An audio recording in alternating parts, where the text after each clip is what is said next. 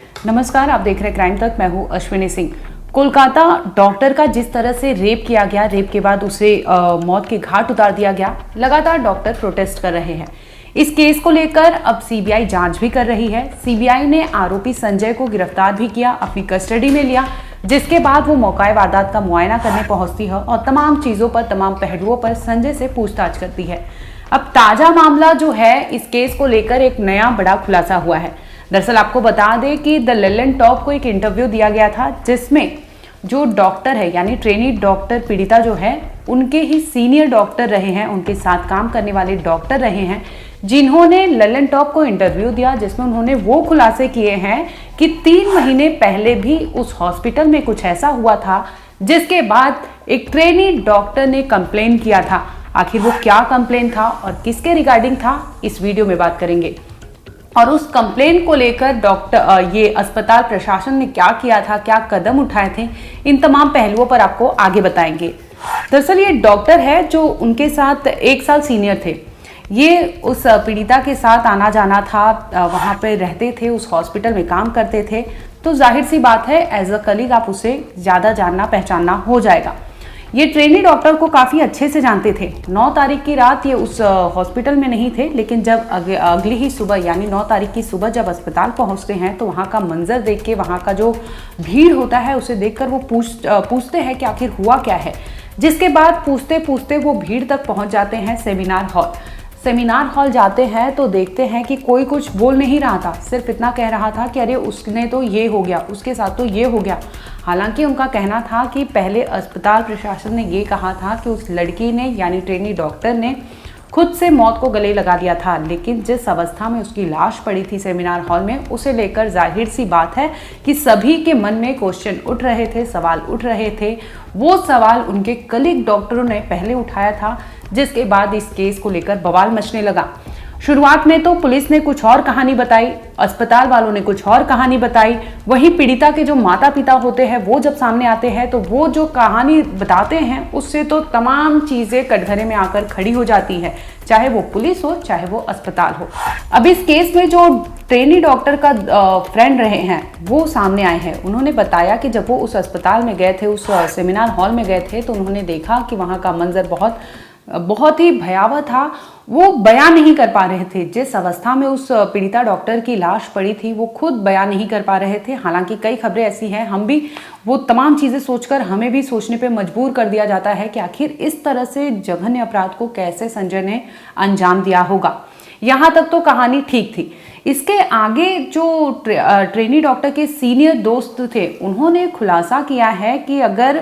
3 महीने पहले भी उस हॉस्पिटल में कुछ कंप्लेन गई थी और ड्रंकन मैन यानी शराबियों को लेकर ये कही गई थी कंप्लेन, लेकिन इस पर कोई भी सुनवाई नहीं होती और कंप्लेन करने वाली कोई और नहीं बल्कि वहाँ की एक ट्रेनी डॉक्टर ही होती है। वो बाकायदा जाकर बोलती है कि यहाँ पर 3 शराबी अंदर घुस आए थे, जिसके बाद अस्पताल प्रशासन के कानों पर जू नहीं रेंगता और कुछ भी इस मामले में नहीं होता। वहीं ये जो डॉक्टर आप स्क्रीन पर देख रहे हैं, ये भी कह रहे थे कि कई बार हमें नाइट शिफ्ट करनी पड़ती है, तो नाइट ड्यूटी मैंने भी बहुत बार की थी। तो जब ये ड्यूटी पे थे तो उस वक्त भी उस अस्पताल में बहुत सी ऐसी सिक्योरिटी लैप्स होते थे, जिसकी वजह से इन्हें गार्ड को बुलाना पड़ता था, जिसके बाद गार्ड आते थे और उन तमाम लोगों को बाहर निकालते थे। यानी कहीं ना कहीं उन्होंने अस्पताल प्रशासन को लेकर सवाल किया है कि जिस तरह से वहाँ सेफ्टी और सिक्योरिटी था वो कंसर्न बहुत गंभीर था, लेकिन अस्पताल प्रशासन ने कोई भी एक्शन नहीं लिया। जबकि मात्र 3 महीने पहले की बात वो बता रहे हैं, जिसमें कह रहे हैं कि उनकी ही एक कलीग डॉक्टर जाके कंप्लेन दी थी, जिसमें उन्होंने बताया था कि 3 लोग थे जो शराब के नशे में हॉस्पिटल में एंट्री करते हैं और जब वो वहाँ ट्रेन डॉक्टर होती है, उसे लगता है संदिग्ध है कोई और उसे वो लोग ठीक नहीं लगते, तो वो फौरन जाती है वहाँ कंप्लेन करती है। लेकिन ये डॉक्टर का कहना है कि उसकी कंप्लेन को अनसुनी कर दी जाती है और कोई कार्रवाई नहीं होती। तो ऐसे में आप सोचिए कि इस ट्रेनी डॉक्टर के साथ रात के 3 बजे से लेकर सुबह 6 बजे तक क्या कुछ हुआ होगा और संजय ने कैसे वहाँ पे एंट्री ली होगी, प्रीमाइसेस में एंट्री करना और तमाम पहलुओं पर बात करना हो, चाहे वो तमाम वो जब ट्रेनी डॉक्टर को देखा होगा, जिस तरह से उसने शराब पीने के बाद वो वहाँ एंट्री करता है और इस तरह से अपराध को अंजाम देता है, ये अपने आप में बहुत बड़ा सवाल है। आपको बता दें कि इस केस को लेकर सीबीआई ने 4 डॉक्टरों को समन भेजा है, जिन्हें तलब किया गया है कि आप यहां सामने हाजिर हो और वो पूछताछ करेंगे। हो सकता है कि वो डॉक्टर एक रात पहले यानी 8 अगस्त को उनके साथ डिनर किए थे और डिनर के बाद यानी उन्होंने ही वो लास्ट उन्हें देखा था, जिसके बाद वो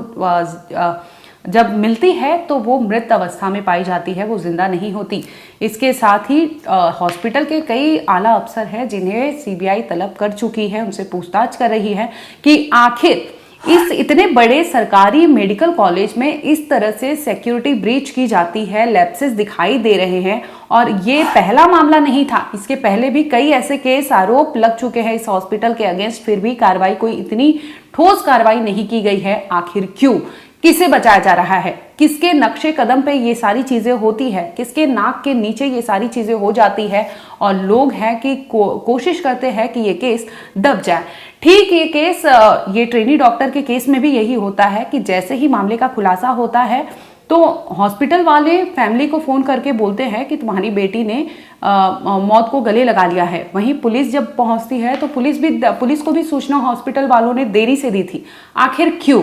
ये लैप्सेस क्यों हुए? अस्पताल की ओर से क्यों हुए? क्या वो किसी को बचा रहे थे? क्या वो किसी और का टारगेट सेट कर रहे थे? क्या वो संजय के नाम पर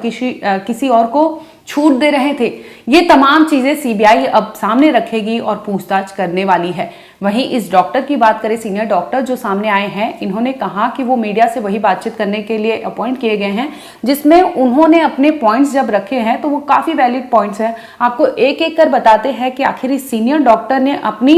जो जूनियर डॉक्टर थी उनके बारे में क्या कहा और उन्हें लेकर उन्होंने क्या कहा कि आखिर इस केस में कितनी पुलिस सख्त है और किस तरह से ये कार्रवाई कहां तक पहुंची है। नंबर 1 पर बात करेंगे तो ये डॉक्टर जब इसके बारे में बता रहे थे, ट्रेनी डॉक्टर के बारे में, तो ये कहते हैं कि वो डॉक्टर बहुत होनहार थी, पढ़ने लिखने में काफ़ी होशियार थी। लगभग उन्होंने बताया कि ये कुछ महीने पहले से ही कार से आती थी, यानी इसका घर कोई ये पीजी वीजी में नहीं रहती थी। ट्रेनी डॉक्टर जो थी ये अपने घर से बकायदा उस हॉस्पिटल में आती थी ड्यूटी करने के लिए। डॉक्टर ने बताया कि जो ट्रेनी डॉक्टर थी वो कुछ महीने पहले ही कार ली थी और कार से ही वो अपने घर से इस हॉस्पिटल की दूरी तय करती थी।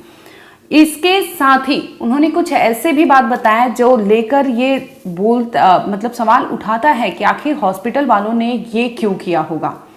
सीनियर डॉक्टर की माने तो इन्होंने कहा कि आखिर संजय जिस तरह से हॉस्पिटल में दाखिल होता है उसकी एंट्री किसने दी है? उसको इतना इजीली कंफर्ट के साथ कैसे एंट्री मिलती है कि आखिर वो इस तरह से आता है? रात के समय हॉस्पिटल प्रीमाइसेस के बाहर वो जाता है, शराब पीता है, शराब पीने के बावजूद वो वहां आता है और उस कमरे तक पहुंच जाता है। तो ऐसे में जाहिर है कि डॉक्टर ने ये सवाल उठाया है कि जो संजय है आरोपी, उसको इतनी ईजिली एक्सेस कैसे मिली। नंबर 2 पर उसने बताया कि क्या संजय ने ये अकेले किया है? ऐसे तमाम सवाल हमारे मन में भी उठ रहे हैं, आप लोगों के मन में भी उठ रहे होंगे कि जिस तरह से 150 ग्राम्स ऑफ लिक्विड मिला है, जो सस्पेक्ट किया जा रहा है कि हो सकता है कि ये गैंगरेप का मामला हो। हालांकि अभी जांच चल रही है इसके रिगार्डिंग, लेकिन फिर भी जिस तरह से ये पोस्टमार्टम में खुलासा हुआ है, ये केस को फिर से नया मोड़ दे दिया है। इसी के रिगार्डिंग जब सीनियर डॉक्टर से बातचीत की गई तो इन्होंने भी यही कहा कि जिस तरह से ये दिखाया जा रहा है तो संजय से पूछा जाना चाहिए और संजय को ये बताना चाहिए कि आखिर उसने इस तरह के अपराध को खुद से किया है, क्या उसके साथ कोई और भी था। नंबर 3 पर कि अगर कोई था भी तो वो कौन था, वो नाम सामने आना चाहिए। आखिर संजय इतना इजीली सारी चीजें करके निकल जाता है, अपने घर जाता है और सोता है, तमाम चीजें करता है, तो ये इतना जितना आसान बताया जा रहा है उतना आसान तो है नहीं, क्योंकि आपने इस तरह से अपराध को अंजाम दिया था, चाहे वो ब्लड हो, ये सारी चीज़ें आपके कपड़े ये सब पे लगे होंगे, लेकिन फिर भी आप अस्पताल से निकलने में सक्षम होते हैं, सफल हो जाते हैं और फिर वो अपने रूटीन का वर्क जो होता है वो करने में लग जाते हैं। तो ये सीनियर डॉक्टर ने ये भी आरोप लगाया है कि अगर संजय ने अकेले किया है तो किसी ना किसी के हो सकता है कि किसी ने इसे कुछ कहा हो, और अगर ऐसा होता है कि संजय ने खुद ही अकेले ये काम किया है तो ऐसे में इन्होंने डिमांड किया है कि ये जांच अच्छे से होनी चाहिए, तेजी से होनी चाहिए और इसके साथ ही संजय को कैपिटल पनिशमेंट मिलना ही चाहिए। ये तमाम डॉक्टरों का वहां पर प्रोटेस्ट जो चल रहा है इसी के रिगार्डिंग चल रहा है कि आप ट्रेनी डॉक्टर को इस तरह से ऑन ड्यूटी होते हुए भी आप में इतनी गट्स है, इतनी हिम्मत है कि आप इस तरह से एक लड़की के साथ दरिंदगी करते हैं और दरिंदगी के बाद उसे इस तरह से चोटिल करते हैं कि जो कोई भी देखा है वो उसकी रूह कांप गई है कि आखिर इस तरह से मानसिकता क्या रही होगी कि आपने इस तरह से इस लड़की को मरने के लिए छोड़ दिया था। और सीनियर डॉक्टर ने सबसे सटीक सवाल ये उठाया कि आखिर संजय को किसने बताया कि उस सेमिनार हॉल में वो लड़की यानी ट्रेनी डॉक्टर अकेली है, और किसने ये टाइम टू टाइम ये सारी अपडेट की है कि उसे पता है कि इतने बजे से इतने बजे तक वो ट्रेनी डॉक्टर उस सेमिनार हॉल में सोने जाएगी और हो सकता है कि वो अकेली हो। कहीं ना कहीं से उसे बू आ रही थी कि किसी ने इसे बताया है, जिसके आधार पर ये संजय वहां जाता है, एंट्री करता है और एंट्री करने के बाद इस तरह से अपराध को अंजाम देता है। यानी सीनियर डॉक्टर का ये साफ साफ कहना है कि संजय के साथ साथ कोई और भी शामिल है। भले उसने इस तरह का गुनाह नहीं किया होगा, लेकिन डॉक्टर वहां पर अकेली कैसे थी और किस वक्त थी और कितने बजे तक उस कमरे में रहेगी, ये पक्का किसी न किसी के इशारे पर किया गया काम है। ये तो बता ही रहे थे, इसके साथ ही उन्होंने ये भी बताया कि 3 महीने पहले भी एक ट्रेनी डॉक्टर ने ऐसे आरोप लगाए थे जिसमें कोई कार्रवाई नहीं हुई थी, और ये आरोप यही था कि 3 शराब पिए लोग वहां घुसते हैं और घुसने के बाद अनाप शनाप करते हैं, जिसकी वजह से ट्रेनी डॉक्टर पहुंच जाती है कंप्लेन करने, लेकिन उसकी भी कंप्लेन की कोई सुनवाई नहीं होती। कुल मिलाकर यही कहना है कि ये केस जितना सीधा दिख रहा है, जितना सरल दिख रहा है, संजय जिस तरह से कह रहा है कि अगर मुझे फांसी दिया जा सकता है, मुझे फांसी दे दीजिए, और उसने गुनाह कबूल कर लिया है, लेकिन ये डाइजेस्ट करने वाली बात नहीं है जिस तरह से पोस्टमार्टम रिपोर्ट में सभी चीजें सामने आई है। और संजय जिस तरह से वहां हॉस्पिटल में इतने भीड़ वाली जगह पर ये सारी चीजें करके वहां से निकलने में सफल हो गया, तो ये अपने आप में गंभीर सवाल खड़ा करता है कि आखिर ये कैसे अपने अपराध करने में सक्षम होता है, सफल होता है और वहां मौका वारदात से फरार हो जाता है। हालांकि है तो सीनियर डॉक्टर मेल, लेकिन इन्होंने अपने भी सेफ्टी को लेके कहा है कि कई बार उन्हें मजबूरी में नाइट ड्यूटी तो करनी ही होती है, हर डॉक्टर का पेशा है तो उन्हें कभी कभी नाइट शिफ्ट में आना पड़ता है, लेकिन कहते हैं कि इस दौरान उन्होंने भी कई ऐसी चीजें झेली है जिसकी वजह से लैप्सेस होते थे, सिक्योरिटी ब्रीच होती थी और उन्हें गार्ड को बुलाना पड़ता था, लोगों को बाहर करवाना पड़ता था, यानी अननोइंगली वहां चीजें होती थी और रैंडम लोग वहां पे एंट्री करते थे, लेकिन सेफ्टी और सुरक्षा को लेकर किसी को कोई भी भनक नहीं होती थी, जिसके बाद डॉक्टर को लगता था कि ये संदिग्ध है, किसी तरह के अनजान है, जिसके बाद वो बुलाते थे गार्ड को और उन्हें बाहर कर दिया जाता था। तो ये सोचने वाली बात है कि आखिर इतने बड़े सरकारी हॉस्पिटल में इस तरह से अगर लापरवाही होती होगी तो वो महिला के साथ किस तरह से संजय ने क्या किया होगा, किस तरह से वो आया होगा, और उसने क्या पहले से प्री प्लान मर्डर था, क्या उसका टारगेट कोई और था, और टारगेट पर ये डॉक्टर को अगर पहले से इन्होंने साधे हुए था टारगेट पे, तो उस अस्पताल में कौन ऐसा था जो संजय को टिप दे रहा था, संजय की मदद कर रहा था। ये तमाम सवाल है जो आज भी संजय से पूछे जा रहे हैं। इस केस में जो भी अपडेट होगा हम आप तक जरूर लाएंगे।